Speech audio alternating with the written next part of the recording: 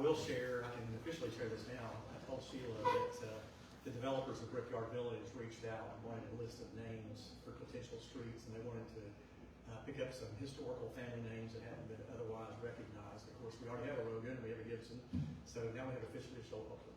The first street in Brickyard Village is going to be called Showalter. So, and that's already platted. The others have not been platted and recorded, so they could change. So I'm not going to say what those are yet, but Showalter's already been the cut.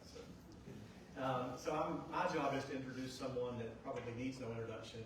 Coach David Hoover. I can't call him David. He's my teacher. So I told him when we got here that I was sitting on the front row and he was standing up here, and I just went back to high school where I was like sitting straight forward, keeping eye contact and that sort of thing. But he is the guy that made me love history. Earlier today, Jim Welch and I had an opportunity to present to Leadership Kingsport, and I kept saying to myself, I wish I had an opportunity to have Jim Welch in school, but I didn't. But I did have Coach Hoover, and he was the cool young teacher that had just got out of college, and we thought history was stodgy, and he wasn't, and it was fun, and I learned a lot, and it developed a lifelong passion for history. He played baseball at Dobyns-Bennett, and also Carson Newman. Married Andy. He met at Carson Newman. His sons both are involved in baseball. One was the coach at Sullivan South and went to West Ridge with the migration of the school. And then the other son was at Daniel Boone and is now changed over into the ministry. I think that's a pretty cool thing. And then his grandson Drew was All-State at West Ridge and is now playing at ETSU. So long history of baseball family, and we're anxious to hear your presentations. And he's got a book out there. He's got another book about the Sprinkle years, which is the early years of DB football, and he has another book about basketball coming out next year. So without further ado, Coach Hoover.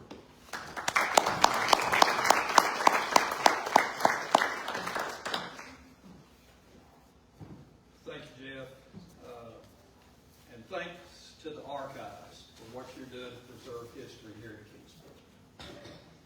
We are a unique city. Outsiders sometimes think Kingsport people are a little bit too uppity and maybe get carried away with themselves. Well, we deserve that. We have always had tremendous pride in our school system. We've had tremendous pride, our leaders in our city in Dobyns-Bennett High School. It is special. And when you think about Dobyns-Bennett athletics, the football program is the second winningest program in the entire state of Tennessee. Only Maryland has won more games than the football program. The basketball program is the winningest program in the entire country. Now think about that. The baseball program is the winningest program in the entire country. Now once you think about all that and digest that, how many schools could make that kind of claim? I'll turn out my gun. The bottom right touch screen. Bottom right.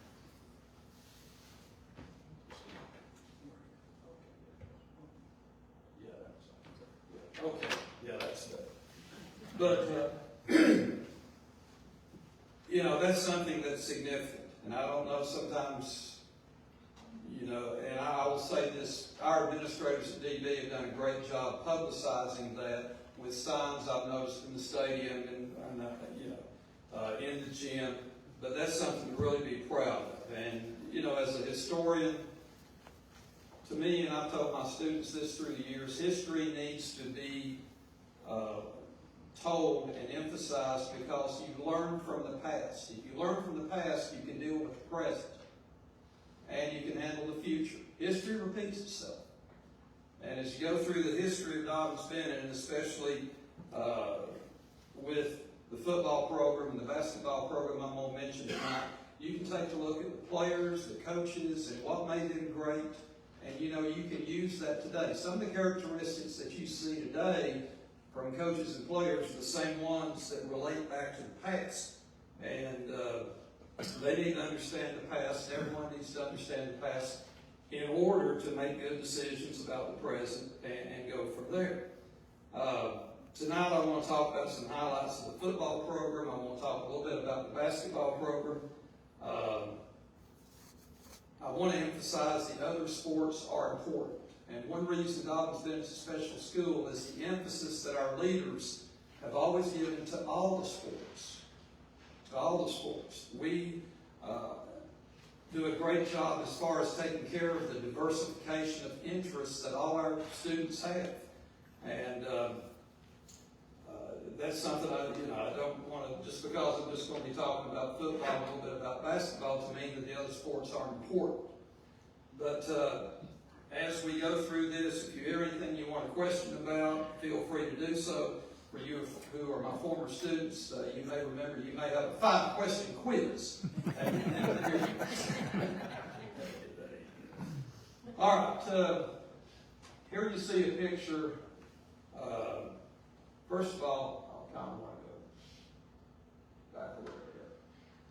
My first book was actually written in 1987, entitled The Dobyns-Bennett Football, The Sprinkle Years, 1921 to 1934. What I did is I took my master's thesis that I wrote over at East Tennessee State when I got my master's in history and made a book out of it. And it was really based on the thesis entitled Community Development in Dobyns-Bennett Football, 1921 to 1934. And a lot of it dealt with the early history of Kingsport during those years in relation to Leroy Sprinkle, who was the coach. And of course, he was very prominent in the early history of Kingsport as a coach. But a lot of that information I'm going to be including in the 100 Years of Glory book, which I'm going to be talking about. One thing that was interesting to me when I did that, of course, we're talking about the 1980s. I was able to interview some of the early founders of Kingsport, developers of Kingsport. I interviewed Jitney Blankenbecker, Holiday Smith, J.D. Weinger, all people who played football back in the 20s and the 30s. And, really added a lot to my knowledge into the book itself. Then, the book I wrote here, 100 Years of Glory, 1921 to 2021, Dobyns-Bennett Football, was a book that I began after I retired. I had a friend of mine asked me, I told him I was thinking about retiring. He said, well, it's really good because you can sleep late, you can read the paper, you can drink your coffee, but the question is, what are you going to do at 9:30? I started thinking about that, and I've always been kind of a driven person, whether it's good or bad, and I decided, well, I'm going to go write a book. And I started this project, and one reason I did it, I was used to the process because I wrote the first book. In that you do interviews, you go through the microfilm of all the games that took place, and you read other sources, that had anything to do with the subject. So I decided to do this book. I had it finished by the fall of 2021. I was really sweating that summer because I had a deadline to get that done by the fall because I wanted to sell it at football games. And I spent 2 nights in a condo at Hilton Head while everybody else was outside playing, sitting there coming up with my 6th draft of that book. I mean, it was a pain at times. But anyway, I was told that if you write a book about a local subject on a limited subject, you're probably not going to do real well. They don't really sell that well. But the publisher, local publisher I talked to, we both agreed on approximately how many books I thought I would sell. And you might say we got lucky. We ended up selling way over twice as many as what we thought we would sell. We did okay with it. And the bad side of it, though, is we sold out eventually. And I know when this opportunity came up, I'm thinking, gosh, I'd like to have some books in case somebody who's not bought before would have a chance to buy it. Plus, I've had some interest from some other people, businesses, who said, yeah, I'd like to sell that thing. So, I've got 50 books reprinted, and they're going to be on sale tonight as you leave in the front lobby. And the book itself, 266 pages. I've got 84 pictures. Tonight I'm going to go through the process where, I'm going to have like 18 pictures, but I'm going to provide commentary concerning the time period with anecdotes and facts about the whole thing. Also, I'm currently working on a book on the history of Dobyns-Bennett basketball. And it's going to be entitled Dobyns-Bennett Basketball is America's Winningest Program. And they better have a good year this year, so they stay ahead of Centralia, Illinois. Last time I looked, we're like 2 or 3 games ahead of them. I don't want to put pressure on Coach Ford. That's my title of it. But anyway, that's going to be available next fall. I've already done the first draft of it. And again, I'll look through the microfilm of every basketball game that he's ever played. And that dates back to 1917, by the way. They played on an outdoor court. I've interviewed 125 people. And the interview process is by far the most fun part of all this. With the football book, I interviewed 110 people. And you get some great stories from that. But anyway, with every interview that I had, I always ask the question, what's the funniest or most unusual thing that happened while you were there? And I got some great stories. Not all of them made the book. But, but that's where you really get the personal background to everything that happened. And, to me, it was, it's the best part of doing this and with the book itself. The first coach in the history of Kingsport High School, as it was then called, was Big Boy Franklin. He coached all the sports until 1934, and then he gave up football and track, and he coached basketball and baseball until 1943 when he moved to Florida. Sprinkle was from Canton, Ohio. He was a man of tremendous integrity, tremendous character. He was a great role model. He was a good disciplinarian. He was a successful coach. He is known as the father of Kingsport athletics. In his first 5 years in football, he won 40 out of 49 games. They got off to a great start, which is important when you're establishing a program like this. Probably the most famous team that he had was the 1926 team led by the so-called Pony Express backfield. Left to right, you've got Gabby Merritt. Gabby Meredith, who was the blocking back. Bobby Dodd, 6'2", 157 pounds. Quarterback. Paul Hugg was the star running back, tailback. Jim Duncan was the fullback. And they were so successful, they got this nickname. Of course, the one person most famous out of that group was Bobby Dodd. Quarterback, good runner, good passer. He called his own plays. Sports writers said he was the brainiest quarterback in Tennessee. Sprinkle let him call his own plays. I hesitate to mention this in class. I always use that phrase when I was teaching. But the only thing about Bobby Dodd, he was a goofball when it came to academics. He didn't care. He wasn't mean. He wasn't disrespectful, but he just didn't really concentrate on academics at all. And let's just say the administration of DB had to use some academic gymnastics so he could graduate. But the story goes, both Dodd and Hugg wanted to go to Tennessee. The problem was Bob Nealon had just been hired as head coach. His command by his authorities was to beat Vanderbilt. If you believe it or not, Vanderbilt had a better program in the early 20s than Tennessee did. And Tennessee was getting tired of getting beat by them, even though this year they might get beat again. But anyway, but anyway, the problem was Nealon wanted Hugg, but he didn't want Dodd. Well, they're both good friends, and they wanted to go to the same school.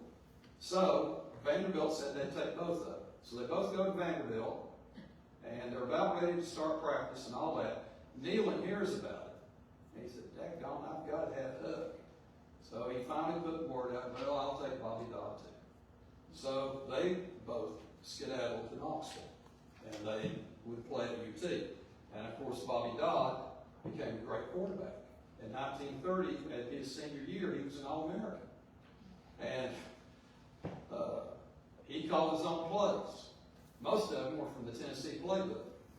Every now and then, he just made stuff up in the huddle, and it absolutely drove Neyland crazy. Neyland got so mad after one play, it actually resulted in a touchdown. But Neyland, he's a military guy, no nonsense. When Dodd came to the sideline, he said, if you ever do anything like that again, if you violate the team playbook, you'll never play again. I think he ignored that, but anyway. But Bobby Dodd's important because he would later become the head coach at Georgia Tech from 1945 and 1966. I think you can say he's the most famous DB athletic alumnus in history because of what he did at Georgia Tech as a head coach. Of course, the irony of that, when he got to Georgia Tech, he was very strict about academics. And so I guess he learned his lesson. Here you see a picture of Ed Cyphers moving into the early 1930s. In 1933, he was the first Dobyns-Bennett player to be an all-state player. He was an offensive and defensive end. That's a UT jersey he's got on there. You know, when he went on and played at UT, outstanding tight end. He spent 3 years in the NFL. He was the brother of Bobby Cyphers, we'll be talking about here shortly. One interesting thing, the year before, in 1932, Charles Kaufman, the principal of DB, decided to let the student body vote on a nickname. Up until that time, DB was known as the Maroons, the Red Elephants, the Warriors. They went by all these different names. Well, the student body voted on the name Indians. If you wonder how they came up with that, there was a minor league baseball team in the early 20s in Kingsport called the Indians. And we assume that's why they came up with that. By the way, I don't know if it's a good idea to let the football team decide what the nickname should be. The football team voted in favor of the nickname Elephants. Now, can you imagine an elephant leading the team out on the field? So thankfully they didn't. Bobby Cyphers, 1937 to 1939, probably the greatest athlete in the history of Kingsport, the history of Dobyns-Bennett. 1938, his junior year as a tailback, he set a national scoring record of 235 points. In track, he won 10 different individual state titles. In the shot, the discus, the long jump, both the high and low hurdles. Because he set the national scoring record, he became nationally famous to the point where the Associated Press put out a picture of Bobby Cyphers. And back then, the Associated Press was what most newspapers in the country used for publicity when it came to sports. And a lot of newspapers throughout the country had Bobby Cyphers' picture there. And they had a better picture than this, but you had this muscular guy with this dark curly hair. And the next thing you knew, Bobby Cyphers got 400 letters from girls throughout the country. Some of them proposing marriage. But he was an iconic player for Dobyns-Bennett during that time. He later played at Tennessee in 1941 and 42, then in the military. 1944 to 49, he played in the NFL for the Detroit Lions, Pittsburgh Steelers, and Green Bay Packers. General Neyland, who wasn't big on giving compliments, said this about Bobby Cyphers. He said, quote, "He is the greatest athlete I ever had the privilege to see." And that's why I think you can say he's the greatest athlete in the history of Dobyns-Bennett. In the early 1940s, DB struggled some in football, but a man by the name of Ed Shockey, who we'll be talking about, became the head football coach in 1944. Things turned around, where in 1945, we won the state championship for the first time. This came because of the Litkenhouse poll. E. Lichtenhouse was a Vanderbilt chemical engineering professor. And he loved football. A lot of people wondered, what does he know about football? He played 4 different sports in college. I mean, he had good sense. But anyway, he was into metrics. And he would establish metrics with a numerical formula that actually involved calculus to determine the power ratings for every high school team in Tennessee. And in this year, Dobyns-Bennett had the highest point value, and then they won the state championship. That was the way we decided state champions until 1959. There were no playoffs. The only time there was a playoff was in 1938. Elizabeth won it. DB, they won it partly because they beat DB, I think it was 38-0 in the second round. That's another story. But Lichtenhouse would decide the state championship using these mathematical formulas. But anyway, the thing you might notice here, this was not decided or announced until December 6th. That was 3 weeks after the final game. You know, it took a while for Lichtenhouse to figure all this up. I don't guess they had computers or whatever. But he then came out with the announcement, and, you know, of course, the city was very happy with this. I might mention 1945 has to go down as the greatest year in Dobyns-Bennett athletic history, because the previous winter we won the state basketball championship for the first time. That spring we won the track championship. You know, in that one year we won 3 state championships. By the way, if you can get YouTube on your TV, type in Knox High at Kingsport, 1945 football. You'll get a 7.5-minute video of the game between Knox High and DB at J. Fred Johnson Stadium. That was a huge game. Knox High was our main rival in the 30s and 40s. We beat them 20-13. There were 9,000 people there.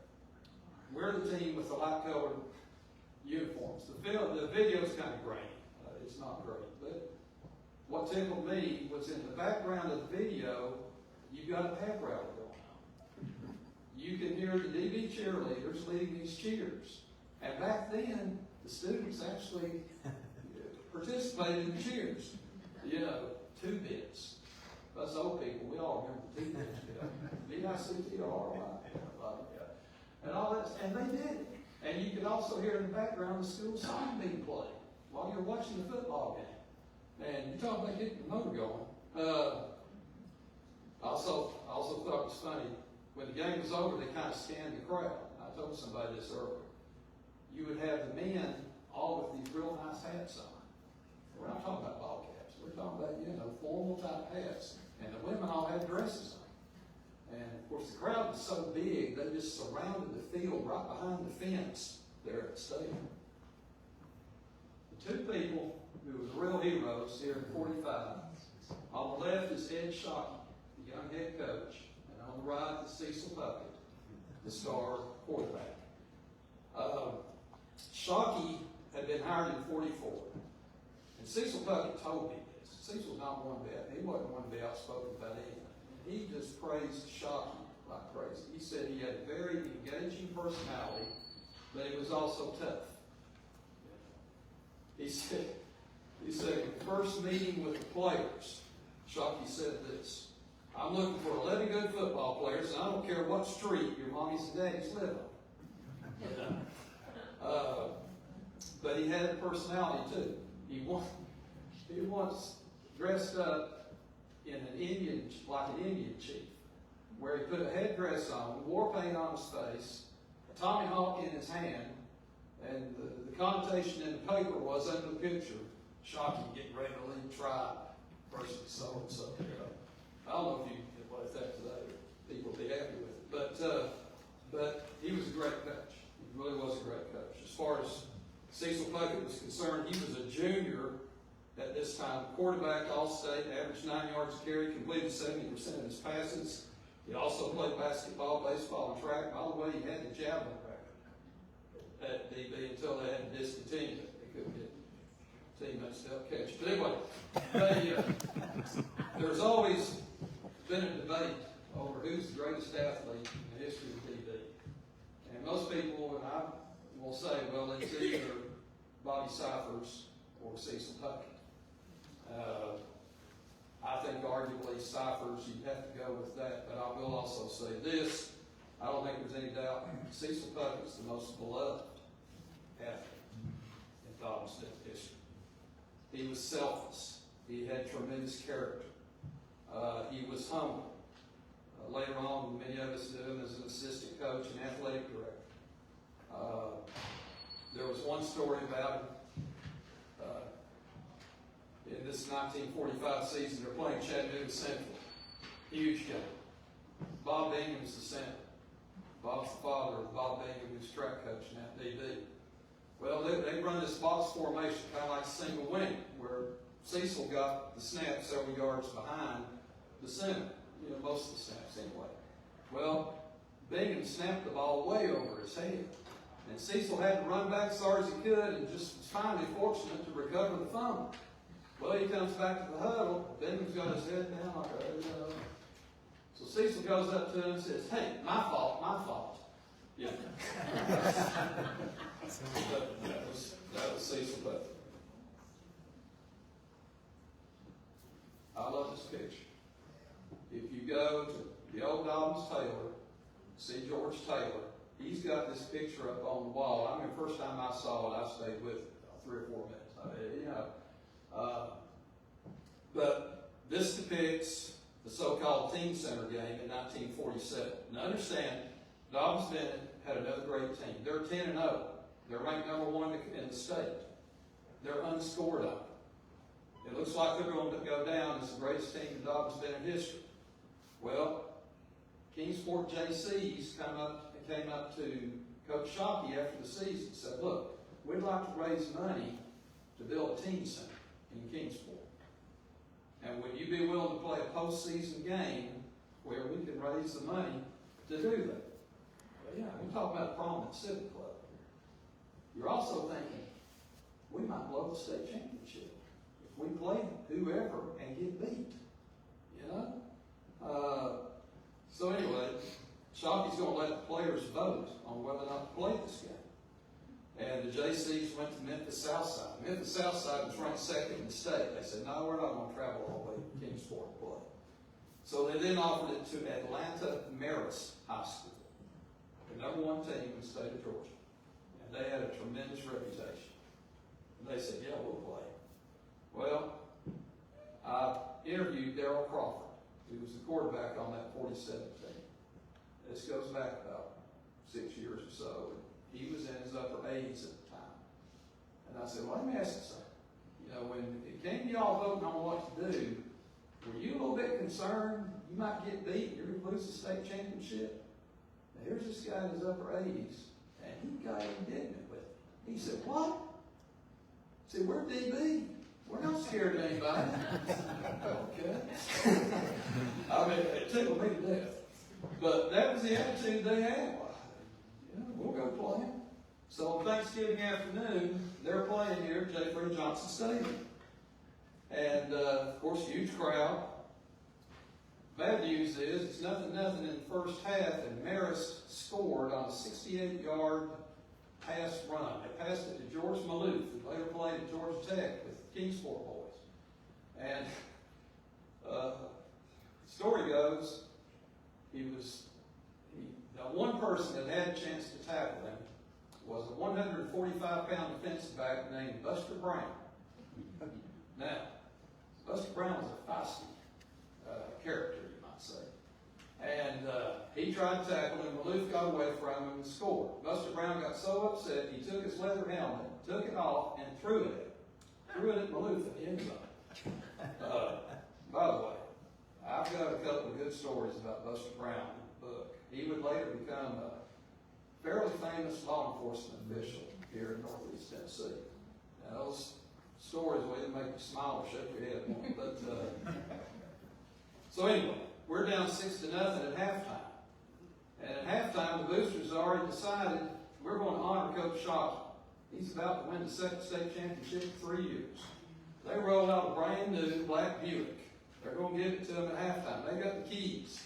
Of course, he's all shook up because we're getting beat 6-0. And they give it to him, and, you know, that's nice and all that. He goes in the dressing room, and he tells the players, fellas, if we lose this game, I'm going to have to give this car back to them. And I interviewed a couple of guys playing on that team. They said, yeah, we think he may be serious about this. Maybe it was a motivational ploy, but all I know is we came back and beat them 21-6. And we won the state championship.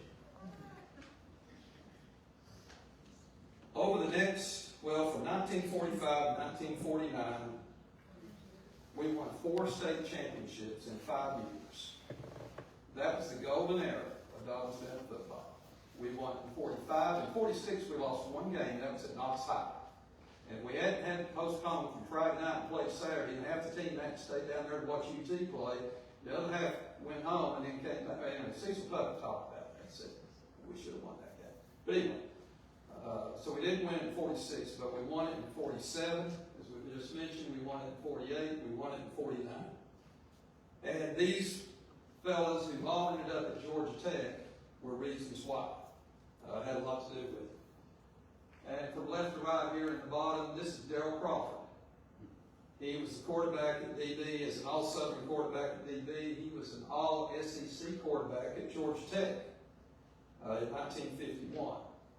Harry Wright was an outstanding running back. He was kind of one of the heroes of the 1948 team. Tommy Trent was an outstanding guard on that team.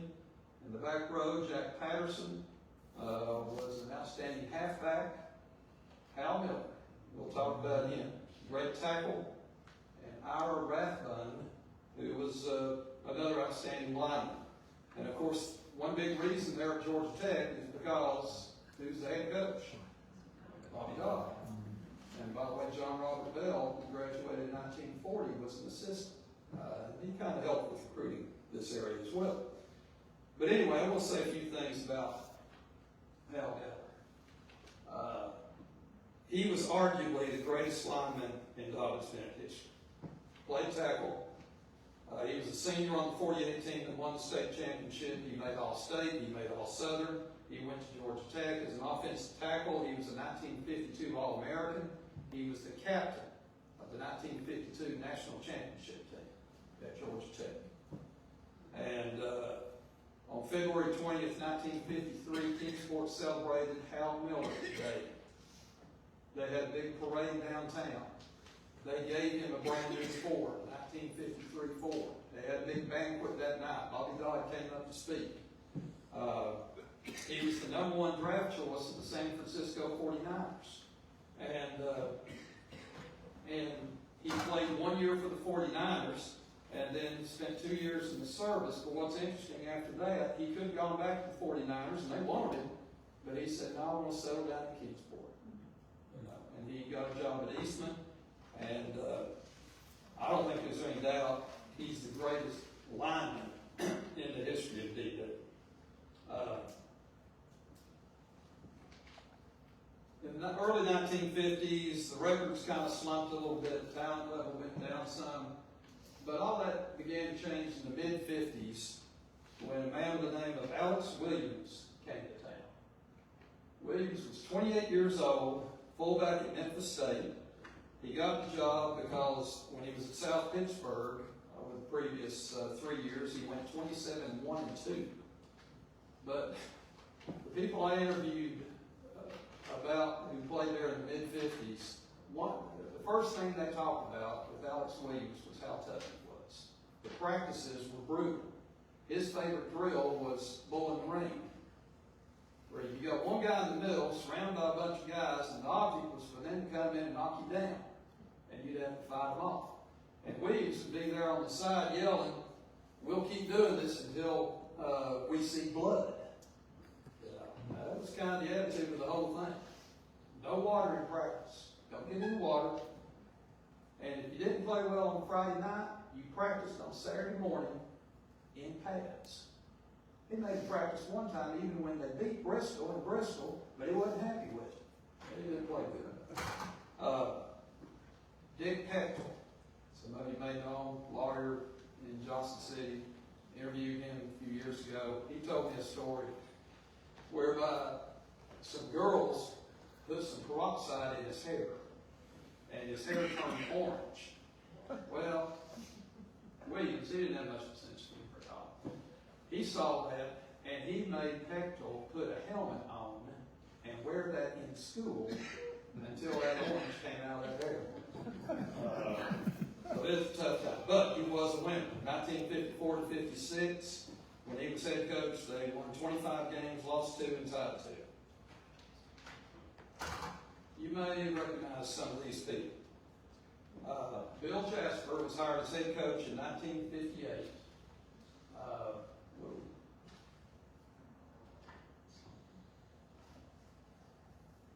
Tom Brixey was his line coach. They were teammates at the University of Tennessee in the early 50s. Cecil Puckett was the backfield coach. Bob Duvall was the scout. Now, I don't know how many guys told me Bob Duvall was a genius when it came to scouting in football. Said, you know, for big games, he would know what the other team was going to do if it was a certain down and distance. It was that kind of stuff. He was extremely smart, and he had a lot to do with the success that they had during that time. But this was really a golden period again of DB football. This was an outstanding staff that they had. And they won a state championship again in 1959. 9-0-1 record. And by the way, you know, you see the picture here. In my book, I've got the pictures of all the state championship teams. But you may recognize some of these people. The funny thing about that year, they were getting late in the year. DB's ranked number 1. The toughest game at the end of the season was going to be against Tennessee High.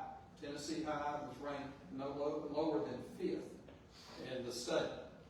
So the cheerleaders came up with an idea to get everybody in Kingsport fired up about the football team. They said on Tuesday night at 8 o'clock, I want everybody to go blow the horn of your car. If you're out driving around, blow your horn. If you're in your house, you go out your driveway and blow the horn. And sure enough, just to show you the spirit in this town, thousands of people in Kingsport blew the horn, blew the car horn at 8 o'clock that night.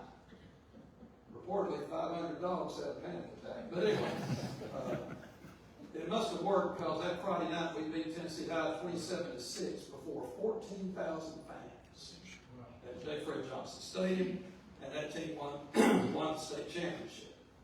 The following year, many of these same players were on the 1960 team that won the state championship. That team went 9-1, lost to Roanoke Jefferson 14-12.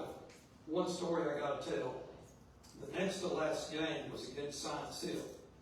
And they had a good team, like the, you know, we'd always beat it, but they had a good team during this period of time. And we were up 13-7 in the fourth quarter. And they're suddenly starting to drive down the field. They did have a pretty good quarterback. A sophomore, his name was Steve Spurrier. Well, they're moving down the field, and anytime we played Science Hill, it was physical. Really physical. And there was one play where this Science Hill kid got his helmet knocked off. Well, he took his helmet and went and hit one of our players. Well, Jerry Beck,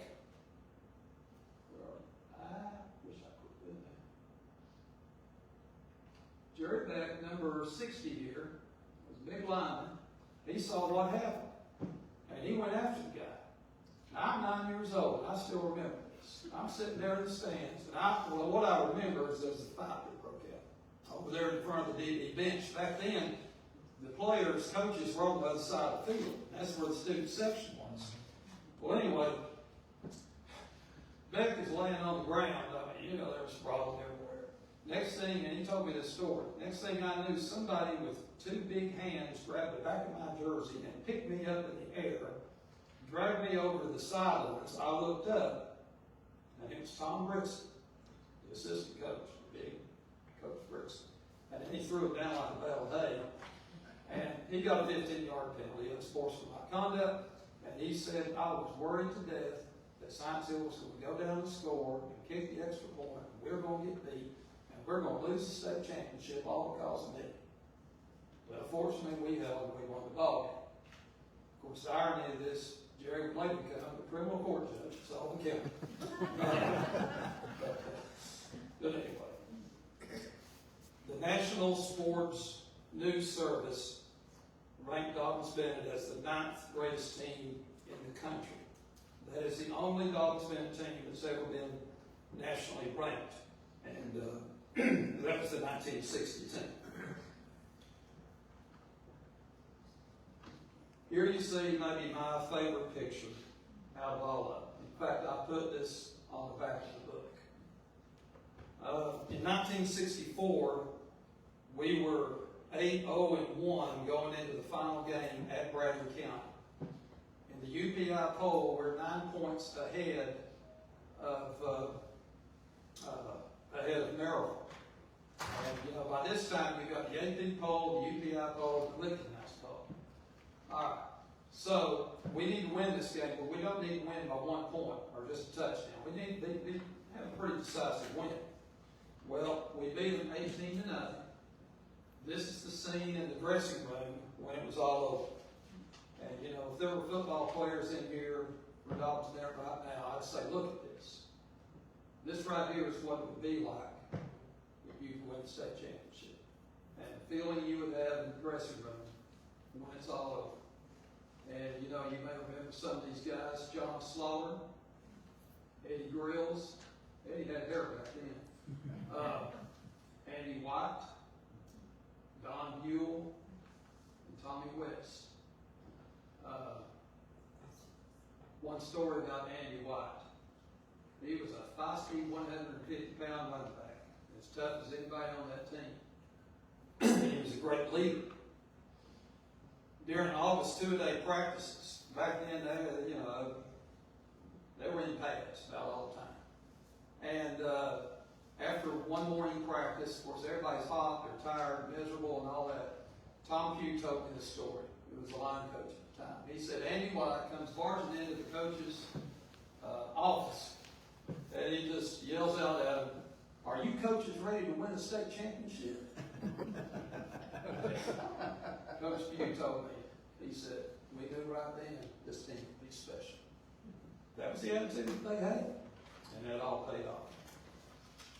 Jumping ahead a little bit, Tom Pugh was head coach from 69 to 71. Of course, the one game I most remember with him, because I was there. 1969, we played at Marshtown East. Everybody knew they were loaded. And we're down 13-7, driving down the field with a last-minute drive with 5 seconds on the clock. Mike Shelton threw a pass out in the flat to Billy Bray. He shook off a tackle just short of the goal line, scored, and we tied it up. And George Carty then came off the bench and kicked the extra point to win that game. And I've never seen a celebration on the field quite like that. Because everybody knew Marshtown East was going to be a great team. They might win the state championship. It's the first time they had playoffs. And I saw players crying. I saw coaches crying. It was Coach Pugh's first year. Everybody loved him. And I saw Bob Wetzel, good friend. He's got blood coming down his forehead because his helmet was always rubbing against his head. He put duct tape to try to stop the bleeding. Wetzel's tough, by the way. And, that was unreal. And Marshtown East did go on and win the state championship the first year of the state playoffs. Rumor has it George Carty, every time he goes by Marshtown, he sticks his foot out the window. Here you see Fred Walton, coach from 1972 to 1981. Great leader, great motivator. Show you the kind of leader he was. He was the captain of every team he ever played on. John Sevier Junior High, Dobyns-Bennett, Lees McRae Junior College, East Tennessee State. He had that ability to lift people up. And when you think about him, you think about his enthusiasm. Yeah. And it carried over with his players. If something good happened, they came off the field. If you were a quarterback threw a touchdown pass, he'd lift you up. If you were a running back, he'd lift you up. Even if you were a big old tackle, he'd somehow lift you up. You'd happen to be there. And that kind of epitomized what he was all about. Also, when I think about him, he was unlucky with a couple of his teams. 1974, we're playing Knoxville. Whoever wins that game's got a chance to win the state championship. Doug Wetzel breaks his leg in the first quarter. He was our best defensive player. No way they scored 20 points with Doug Wetzel on the field. And they ended up barely losing the state championship game. Full 76 team got to the semifinals against Bradley County. They played down at Sevier County. That game could have gone either way. We ended up getting beat 24-18. But you talk about a good team. Best offensive line I think I've ever seen a DB team have. It was the best defense statistically since 1964. 9 players got college scholarships off that team. I mean, that was an outstanding team. But Bradley County the next week won the state championship. See, that's what, it's come so close so many times.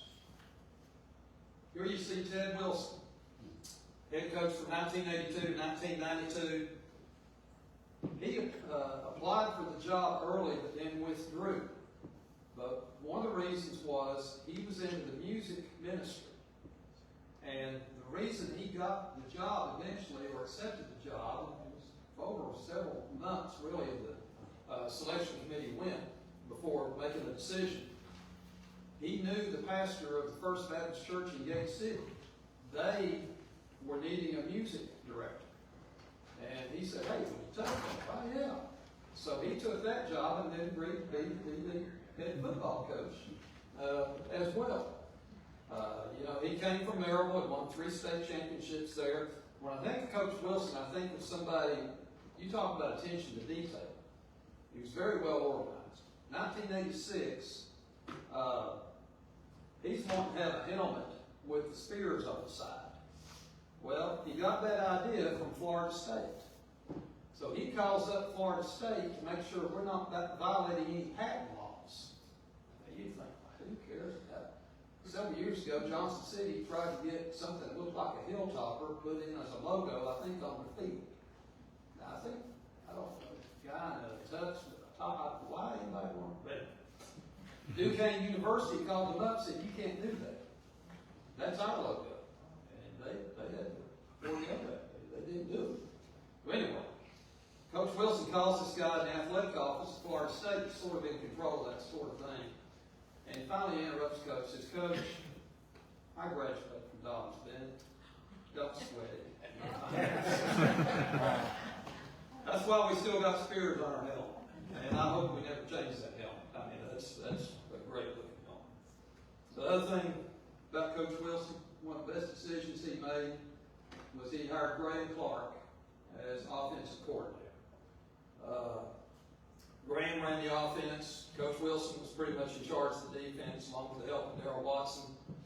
The thing about Graham, and this happened while he was offensive coordinator and while he was head coach. By the way, you notice he had a lot more hair back then. But it didn't seem to matter what kind of talent he had. He's going to average 30 points a game. I mean, there are some people that just are gurus when it comes to running an offense, and he was that way. But Graham was the head coach from 1993 to 2017, 25 years as head coach, by far the longest reign for any coach, head coach at Dobyns-Bennett, won 77% of his games. 2 notable statistics. In 25 years, he won 17 conference championships. I mean, that's pretty amazing. And he had 9 undefeated regular seasons. Now, that's unreal. I was walking through a post office the other day. I happened to see this picture today. Joey Christian, head coach from 2018 to 2025. Now, I've known Joey for years. He's one of the most happy-go-lucky, friendly guys I know. Picture doesn't do him dirty. He's bad mood about something on. But in the short time in which he's been head coach, 2018, 2025, 4 conference championships. And when I think about what he's all about, you got to understand he's an old offensive lineman. He's going to try to beat you physically. And the strength and conditioning program run by Zach Fleming, they do a great job. We get guys in shape. We develop kids into great athletes. And, that has made a difference, and it's really helped them become so successful. Okay, finishing up now, just a few things about basketball. And as I said, the book on the history of DB basketball is going to come out this fall with all kinds of details and stories and so forth. But I do want to mention the 1945 state champions. This was the first state championship team. Stuart Aitken was the interim coach during World War II. Leroy Sprinkle took a job in Florida in 1943. They didn't want to hire a permanent coach during the war. A lot of people, that age were off in the war involved with that. So Stuart Aitken was the office manager of the Kingsport Foundry. But he knew something about basketball because he was the star guard at the University of North Carolina from 1933 to 1935. Now his star was Cecil Puckett, who you see right here. Cecil this time was a sophomore. The main thing he was skilled at, he had a great set shot. They didn't shoot jump shots back. They just kept their feet on the floor and shot. But he was also very quick off the dribble. Amazing quickness. Scored a lot of points that way. That team was 15-5 in the regular season going into the postseason. Nobody was saying, "Boy, I bet this team can win the state championship." The best team in the area was Science Hill. They were undefeated. They did beat DB twice in fairly close games. But what happened is, at tournament time, we got hot. We played Science Hill in the regional semifinals in Maryville and beat them 44-31. That clinched the spot in the state tournament. We did lose the championship game and knocked Central 50-48 4 overtimes, but we had already qualified for the state. At the state tournament in Nashville, you had 8 teams. They played at Nashville East High School. We beat McMinnville and Savannah in the first 2 rounds. Then we played the championship game against Chattanooga Central. And one thing that helped us, I guess you could say, is we knew them. We played them the week before. And, when you know each other pretty well, you tend to have a defensive struggle. And that's what it was. With 4 minutes to go in the game, it's a tie game at 31-31. We went on a 7-0 run and won it 38-32. And as a result, we won the state championship. First time. Cecil Puckett, you see here on the right, Roy Hoover, no relation. He and Cecil both had 12 points in the championship game. And here you see Stuart Aitken on the right, the coach. And, it's kind of interesting. There was no radio broadcasting yet. There was only one Times News sports writer there. Hundreds of people called the Times News office that Saturday night, though, to find out what's going on. It's not like today, as far as that kind of thing. I can't talk about DB basketball without talking about Doug Van Ness. Head coach from 1967 to 1990, 32 years as a head coach at Hampton and Dobyns-Bennett. When he died in 1990 at the age of 71, while he was still head coach, he was the winningest active coach in the country. He is still the winningest coach in Tennessee with 1,023 wins, winning 77% of his games. Today, he ranks 15th in the country as far as total wins. And this is about Van Ness. If anybody played for him, remembers. And by the way, both of these pictures, courtesy of Earl Carter. He's done a book on the 1975-76 team, which is such a great team, and is doing a sequel to that book as well. But anybody played for Buck saw something like this, where he'd get mad at him at halftime, say all kinds of stuff. This is with the 75-76 team, and I've heard all kinds of stories. The book's got all kinds of stories about Buck getting mad at people. But probably the funniest one of them that I remember, 1981, he's got an undefeated team. That didn't keep him from getting mad every now and then. And he walked in the dressing room, a And they kind of sitting around all like this, and there's this big box right in the middle. Well, Buck is no telling what he's going to do when he gets mad. He kicked the box. When he kicked the box got stuck on his foot. He's screaming and hollering at the players and trying to kick that box off. All these players are grabbing towels around them and sticking them in their mouth to keep from laughing. Hilarious. And finally, John Gray, who was kind of the quipster of the team, interrupted Coach. Said, "Coach, they just don't make boxes like they used to." He finally calmed down. But anyway, with Buck, of course, he coached all the way until 1990. There was the other side to it. And I can tell all kinds of tales where he went out of his way to help kids. And somebody asked him, the last few months there, that spring, "Buck, what do you want to do when you retire?" And he said, "I just want to help kids." And in June of 1990, Buck wasn't feeling good. And he wasn't even coming to some of the practices. I mean, June was legal time to practice, and everybody was practicing. Jerry Adams was the assistant coach, and Jerry was really running the show. But one day, Buck showed up, kind of unexpected. Everybody kind of surprised. He walked out on the floor. He said, "I want every one of y'all to line up on the floor in a straight line." He walked up to each player and gave them a very positive compliment, and then walked off. That was Buck. And with all the people that I interviewed who played for Buck, they all said the same. Yeah, he got mad at us. He told us how sorry we were and all that kind of stuff. But we knew he cared about us, so it was okay. And he made us better. He taught us work ethic. He taught us self-discipline. A lot of people said DB won under Buck because he practiced 12 months out of the year every day. Sort of true. But no, he didn't practice a lot. But he knew the game. He would go talk to other college coaches about this or that or whatever. And he was great on the X's and O's. And of course, on June 30th, Coach Van Ness died of heart problems from exploratory heart surgery. It was a sad time for King sport. I don't think there's any doubt. He's the most beloved coach in the history of Dobyns-Bennett. Final picture, and you probably recognize this. 2022, state champions. We entered that tournament, state tournament, with a 30-6 record.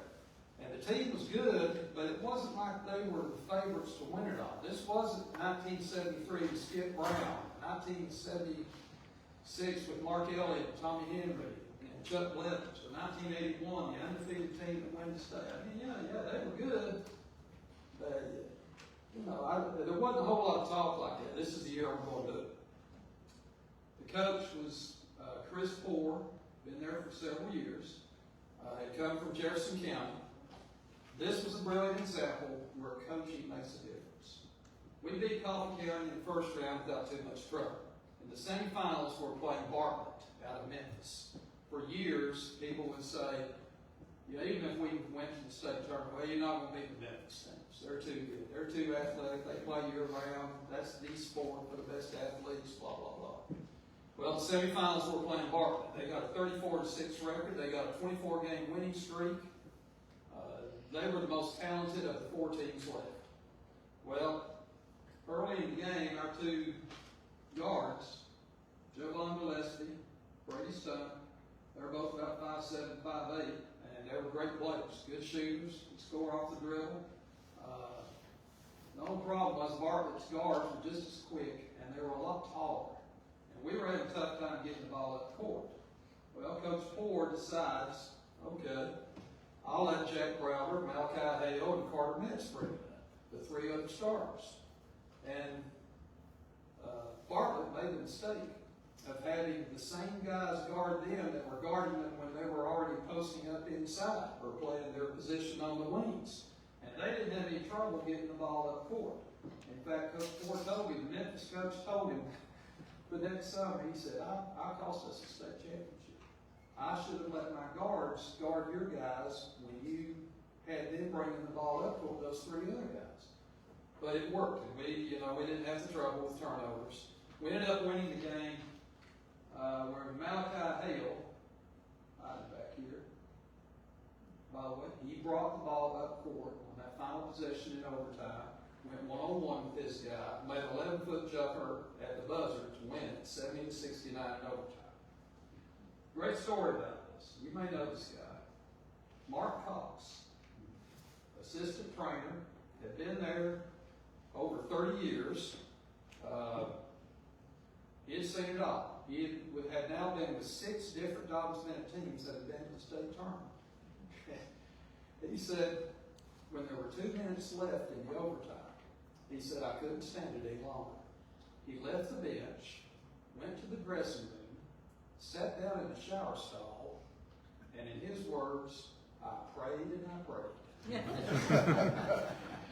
Sure enough, he heard the final horn, but he had no idea who won. And then a minute or two later, here come all these happy Indians screaming and hollering and carrying on, and he's, of course, happy as he could be. Well, the championship game against Beard. They're not bad. They're 31-6 for the season. Here again, coaching made a difference. Coach Ford told Jack Brown, who you see right here, he said, that guy guarding you cannot stay with you. I've been watching film. They were well prepared. You go one-on-one on him all you want to and take charge. Well, Brown did, scored 30 points. We won the game in overtime. It was a little scary. They made a 3 at the buzzer in regulation, put it in overtime, but then we dominated the overtime, won the state championship, 69-60. Brother was the MVP for the thing. One story about this kind of got to me. I interviewed McKinley Tincher, who was the 6th man on the team. Now, McKinley, I'm pretty sure that's McKinley there. He wouldn't start. It was his senior year. He would have started, but a kid named Carter Metz had moved in from Rogersville, Cherokee. He was a 20 points a game scorer for him. Well, what it meant eventually was that McKinley had to give up the starting spot. Now, this could cause problems. Senior year, and McKinley was a good player. But he told everybody, that's fine. If this helps us be a better team, so be it. No problem at all. McKinley told me the story that when the game was over, of course, you got all your pictures here, and everybody's celebrating and so forth, and they went to the dressing room, and he said it never really hit him until he came back outside, and he looked up and saw his parents. And he just broke up crying. And that's what it takes, to have a state championship team. You ask the question, why is Dobyns-Bennett tradition important? What it does, it makes you give 110% instead of 100%. And you realize you're playing for a team, not yourself. You're playing for a school. Now you're playing for a city. You're going to have a little bit more pride. And that's why kids like McKinley Tincher helped bring a state championship to Kingsville. And that's the beauty of this whole story about Dobyns-Bennett athletics. Any questions?